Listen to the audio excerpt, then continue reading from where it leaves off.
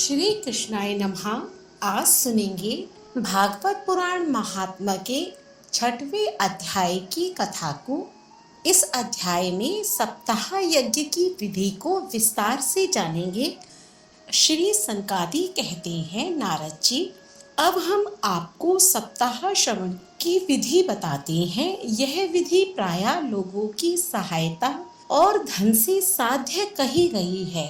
पहले तो यत्न पूर्वक ज्योतिषी को बुलाकर मुहूर्त पूछना चाहिए तथा विवाह के लिए जिस प्रकार धन का प्रबंध किया जाता है उस प्रकार ही धन की व्यवस्था इसके लिए करनी चाहिए। कथा आरंभ करने में भाद्रपद, आश्विन, कार्तिक, मार्गशीर्ष, आषाढ़ और श्रावण ये 6 महीने श्रोताओं के लिए मोक्ष की प्राप्ति के कारण हैं। इन महीनों में भी भद्रा, व्यतिपात आदि कुयोगों को सर्वथा त्याग देना चाहिए तथा दूसरे लोग जो उत्साही हो उन्हें अपना सहायक बना लेना चाहिए। फिर प्रयत्न करके देश देशांतरों में यह संवाद भेजना चाहिए कि यहाँ कथा होगी। स्त्री और शूद्रादि भगवत कथा एवं संकीर्तन से दूर पड़ गए हैं, उनको भी सूचना हो जाए, ऐसा प्रबंध करना चाहिए। देश देश में जो विरक्त वैष्णव और हरि कीर्तन के प्रेमी हो उनके पास निमंत्रण पत्र अवश्य भेजें। उसे लिखने की विधि इस प्रकार बताई गई है। महानुभावों, यहाँ 7 दिन तक सत्पुरुषों का बड़ा दुर्लभ समागम रहेगा और अपूर्व रसमयी श्रीमद्भागवत की कथा होगी।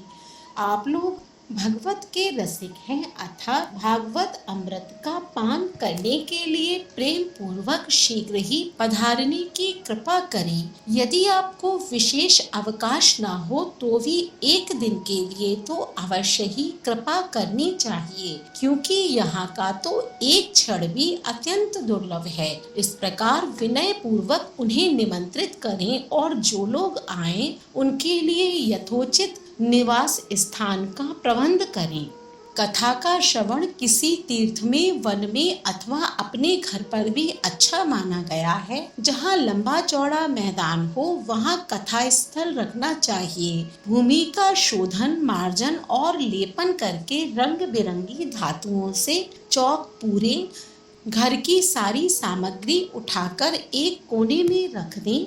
5 दिन पहले से ही यत्न पूर्वक बहुत से बिछाने के वस्त्र एकत्र कर लें तथा केले के खंभों से सुशोभित एक ऊंचा मंडप तैयार करें। उसे सब ओर फल, पुष्प, पत्र और चंदोवे से अलंकृत करें तथा चारों ओर झाड़ियां लगाकर तरह तरह के सामानों से सजा दें।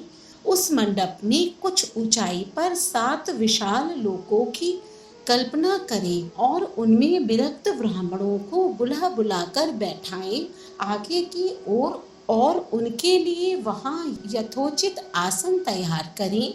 इसके पीछे वक्ता के लिए भी एक दिव्य सिंहासन का प्रबंध करें। यदि वक्ता का मुख उत्तर की ओर रहे तो श्रोता पूर्वाभिमुख होकर बैठें और यदि वक्ता पूर्वाभिमुख रहे तो श्रोताओं को उत्तर की ओर मुख करके बैठना चाहिए अथवा वक्ता और श्रोताओं को पूर्व मुख होकर बैठना चाहिए। देश काल आदि को जानने वाले महानुभावों ने श्रोता के लिए ऐसा ही नियम बताया है।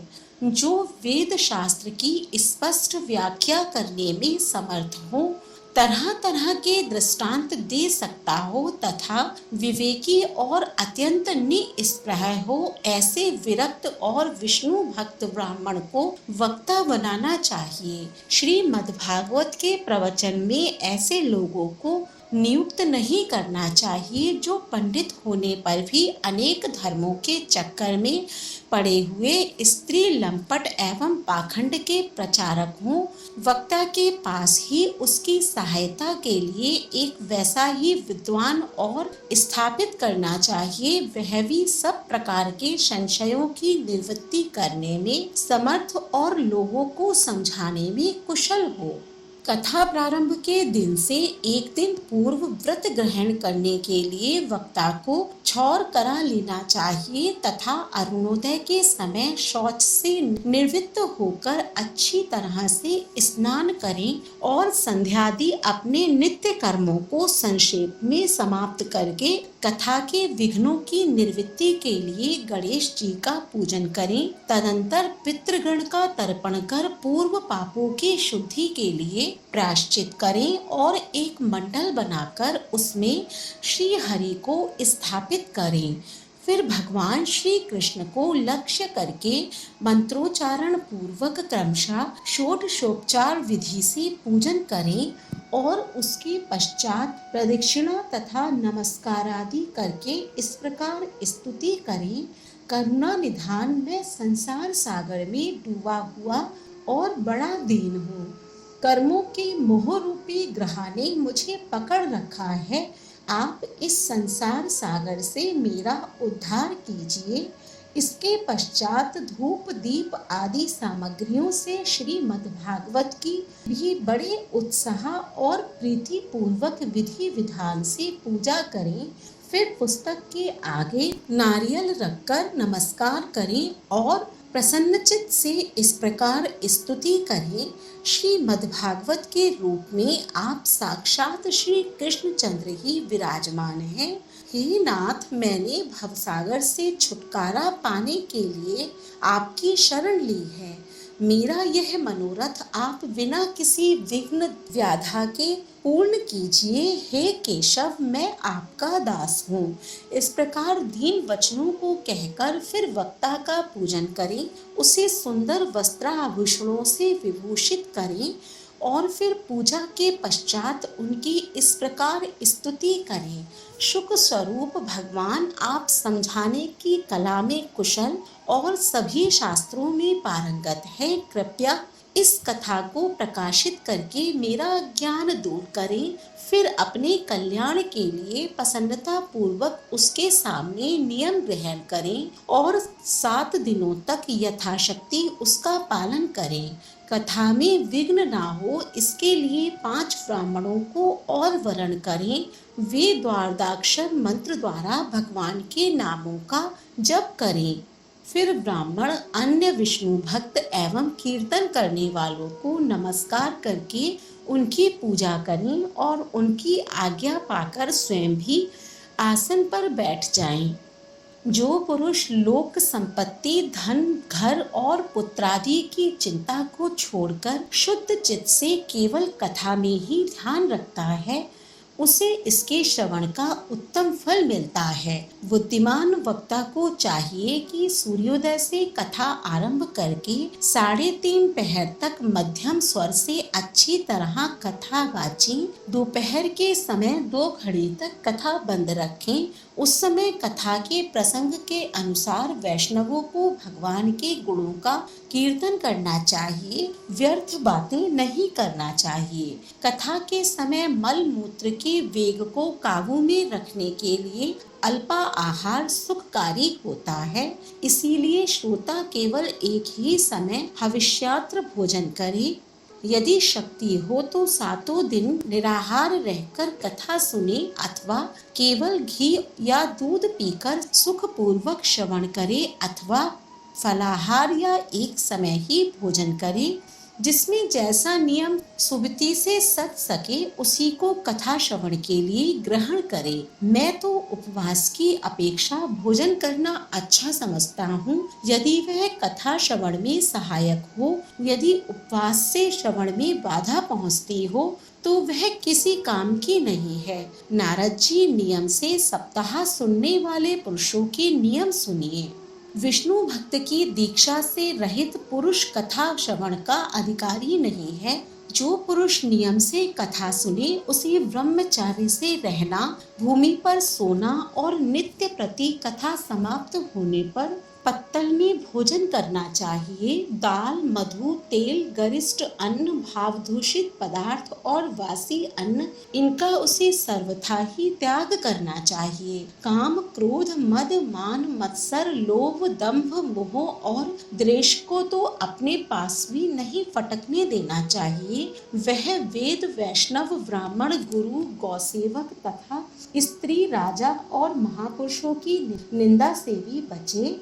नियम से कथा सुनने वाले पुरुष को रजस्वला स्त्री, अंत्यज, मलेच्छ, पतित, गायत्रीहीन द्विज, ब्राह्मणों से द्वेष करने वाले तथा वेद को न मानने वाले पुरुषों से बात नहीं करना चाहिए। सर्वदा सत्य, शौच, दया, मौन, सरलता, विनय और उदारता का बर्ताव करना चाहिए। धनहीन, क्षय रोगी, किसी अन्य रोगों से पीड़ित, भाग्यहीन, पापी, पुत्रहीन और मुर्मुक्ष भी यह कथा श्रवण करें। जिस स्त्री का रजोदर्शन रुक गया हो, जिसके एक ही संतान होकर रह गई हो, जो बांझ हो, जिसकी संतान होकर मर जाती हो अथवा जिसका गर्भ गिर जाता हो, वह यत्न पूर्वक इस कथा को अवश्य सुने। ये सब यदि विधिवत कथा सुने तो इन्हें अक्षय फल की प्राप्ति हो सकती है। यह अति उत्तम दिव्य कथा करोड़ों यज्ञों का फल देने वाली है। इस प्रकार इस व्रत की विधियों का पालन करके फिर उद्यापन करें। जिन्हें इसके विशेष फल की इच्छा हो, वे जन्माष्टमी व्रत के समान ही इस कथा व्रत का उद्यापन करें। किंतु जो भगवान के अकिंचन भक्त हैं, उनके लिए उद्यापन का कोई आग्रह नहीं है। वे श्रवण से ही पवित्र हैं, क्योंकि वे तो निष्काम भगवत भक्त हैं। इस प्रकार जब सप्ताह यज्ञ समाप्त हो जाए, तब श्रोताओं को अत्यंत भक्ति पूर्वक पुस्तक और वक्ता की पूजा करनी चाहिए। फिर वक्ता श्रोताओं को प्रसाद, तुलसी और प्रसादी मालाएं दे तथा सब लोग मृदंग और झांझ की मनोहर ध्वनियों से सुंदर कीर्तन करें। जय जयकार, नमस्कार और शंख की ध्वनि का घोष कराएं तथा ब्राह्मण और याचकों को धन और अन्न दें। श्रोता विरक्त हो तो कर्म की शक्ति के लिए दूसरे दिन गीता पाठ करें। गृहस्थ हो तो हवन करें। उस हवन में 10 स्कंद का एक एक श्लोक पढ़कर विधि पूर्वक खीर, मधु, घृत, तिल और अन्नादि सामग्रियों से आहुति दें अथवा एकाग्र चित्त से गायत्री मंत्र द्वारा हवन करें, क्योंकि तत्वतः यह महापुराण गायत्री स्वरूप ही है। होम करने की शक्ति न हो तो उसका फल प्राप्त करने के लिए ब्राह्मणों को हवन सामग्री दान करें तथा नाना प्रकार की त्रुटियों को दूर करने के लिए और विधि में फिर जो न्यूनाधिकता रह गई हो उसके दोषों की शक्ति के लिए विष्णु सहस्त्र नाम का पाठ करें। उससे सभी कर्म सफल हो जाते हैं, क्योंकि कोई भी कर्म इससे बढ़कर नहीं है। फिर 12 ब्राह्मणों को खीर और मधु आदि उत्तम उत्तम पदार्थ खिलाएं तथा व्रत की पूर्ति के लिए गौ और सुवर्ण का दान करें। सामर्थ्य हो तो 3 तोले सोने का एक सिंहासन बनवाएं। उस पर सुंदर अक्षरों में लिखी हुई श्रीमद्भागवत की पोथी रखकर उसकी आवाहन आदि विविध उपचारों से पूजा करें और फिर जितेंद्रिय आचार्य को उसका वस्त्र, आभूषण एवं गंधादि से पूजन कर दक्षिणा के सहित समर्पण कर दें। यूं करने से वह बुद्धिमान दाता जन्म मरण के बंधनों से मुक्त हो जाता है। यह सप्ताह पारायण की विधि सब पापों की निवृत्ति करने वाली है।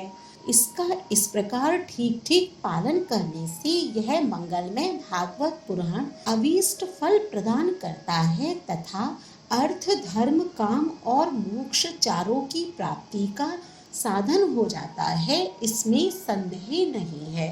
सनकादि कहते हैं, नारद जी, इस प्रकार तुम्हें यह सप्ताह श्रवण की विधि हमने पूरी सुना दी। अब और कथा सुनना चाहते हो तो इस श्रीमद्भागवत से भोग और मोक्ष दोनों ही हाथ लग जाते हैं। सूत जी कहते हैं, सौनक जी, यूं कहकर महामुनि सनकादि ने 1 सप्ताह तक विधि पूर्वक इस सर्व पापनाशिनी परम पवित्र तथा भोग और मोक्ष को प्रदान करने वाली भागवत कथा का प्रवचन किया। सब प्राणियों ने नियम पूर्वक इसे श्रवण किया। इसके पश्चात उन्होंने विधि पूर्वक भगवान पुरुषोत्तम की स्तुति की। कथा के अंत में ज्ञान, वैराग्य और भक्ति को बड़ी पुष्टि मिली और वे तीनों एकदम तरुण होकर सब जीवों का चित्त अपनी ओर आकर्षित करने लगे। अपना मनोरथ पूरा होने से नारद जी को भी बड़ी प्रसन्नता हुई। उनके सारे शरीर में रोमांच हो गया और वे परमानंद से पूर्ण हो गए। इस प्रकार कथा श्रवण करके भगवान के प्यारे नारद जी हाथ जोड़कर प्रेम से गदगद वाणी से सनकादि से कहने लगे, मैं धन्य हूँ। आप लोगों ने करुणा करके मुझे बड़ा ही अनुग्रहित किया है। आज मुझे सर्व पापहारी भगवान श्री हरि की ही प्राप्ति हो गई है। तपोधनों, मैं श्री मद्भागवत कथा के श्रवण को ही सब धर्मों से श्रेष्ठ मानता हूँ, क्योंकि इसके श्रवण से वैकुंठ यानी गोलोक विहारी श्री कृष्ण की प्राप्ति होती है। सूत जी कहते हैं, सौनक जी, वैष्णव श्रेष्ठ नारद जी यूं कह ही रहे थे कि वहां घूमते फिरते योगेश्वर शुकदेव जी आ गए। कथा समाप्त होते ही व्यासनंदन श्री शुकदेव जी वहां पधारे। 16 वर्ष की 100 आयु आत्मलाभ से पूर्ण ज्ञान रूपी महासागर का संवर्धन करने के लिए चंद्रमा के समान वे प्रेम से धीरे धीरे श्री मद्भागवत का पाठ कर रहे थे। परम तेजस्वी शुकदेव जी को देखकर सारे सभासद झटपट खड़े हो गए और उन्हें एक ऊंचे आसन पर बैठाया। फिर देवर्षि नारद जी ने उनका प्रेम पूर्वक पूजन किया। उन्होंने सुख पूर्वक बैठकर कहा, आप लोग मेरी निर्मल वाणी सुनिए। श्री शुकदेव जी बोले, रसिक एवं भावुक जन, यह श्रीमद्भागवत वेद रूप कल्प वृक्ष का परिपक्व फल है। श्री शुकदेव रूप शुक के मुख का संयोग होने से अमृत रस से परिपूर्ण है। यह रस ही है, इसमें ना छिलका है ना गुठली है। यह इसी लोक में सुलभ है। जब तक शरीर में चेतना रहे तब तक आप लोग बार बार इसका पान करें। महामुनि व्यासदेव ने श्रीमद्भागवत महापुराण की रचना की है। इसमें निष्कपट निष्काम परम धर्म का निरूपण है। इसमें शुद्धांतकरण सत्पुरुषों के जानने योग्य कल्याणकारी वास्तविक वस्तु का वर्णन है, जिसमें तीनों तापों की शक्ति होती है। इसका आश्रय लेने पर दूसरे शास्त्र अथवा साधन की आवश्यकता नहीं रहती। जब कभी पुण्यात्मा पुरुष इसके श्रवण की इच्छा करते हैं, तभी पुरुष अविलंब उनके हृदय में अवरुद्ध हो जाता है। यह भागवत पुराणों का तिलक और वैष्णवों का धन है। इसमें परमहंसों के प्राय विशुद्ध ज्ञान का ही वर्णन किया गया है तथा ज्ञान, वैराग्य और भक्ति के सहित निवृत्ति मार्ग को प्रकाशित किया गया है। जो पुरुष भक्ति पूर्वक इसके श्रवण, पठन और मनन में तत्पर रहता है, वह मुक्त हो जाता है। यह रस स्वर्गलोक, सत्यलोक, कैलाश और वैकुंठ में भी नहीं है। इसीलिए भाग्यवान श्रोताओं, तुम इसका खूब पान करो। इसे कभी मत छोड़ो, मत छोड़ो। सूत जी कहते हैं, श्री सुखदेव जी इस प्रकार कह ही रहे थे कि उस सभा के बीचों बीच प्रहलाद, बलि, उद्धव और अर्जुन आदि पार्षदों के सहित साक्षात श्री हरि प्रकट हो गए। तब देवर्षि नारद ने भगवान और उनके भक्तों की यथोचित पूजा की। भगवान को प्रसन्न देखकर देवर्षि ने उन्हें एक विशाल सिंहासन पर बैठा दिया और सब लोग उनके सामने संकीर्तन करने लगे। उस कीर्तन को देखने के लिए श्री पार्वती जी के सहित महादेव जी और ब्रह्मा जी आए। कीर्तन आरंभ हुआ। प्रहलाद जी तो चांडाल गति होने के कारण करताल बजाने लगे। उद्धव जी ने झांझे उठा लिए। देवर्षि नारद वीणा की ध्वनि करने लगे। स्वर विज्ञान में कुशल होने के कारण अर्जुन राग अलापने लगे। इंद्र ने मृदंग बजाना आरंभ किया।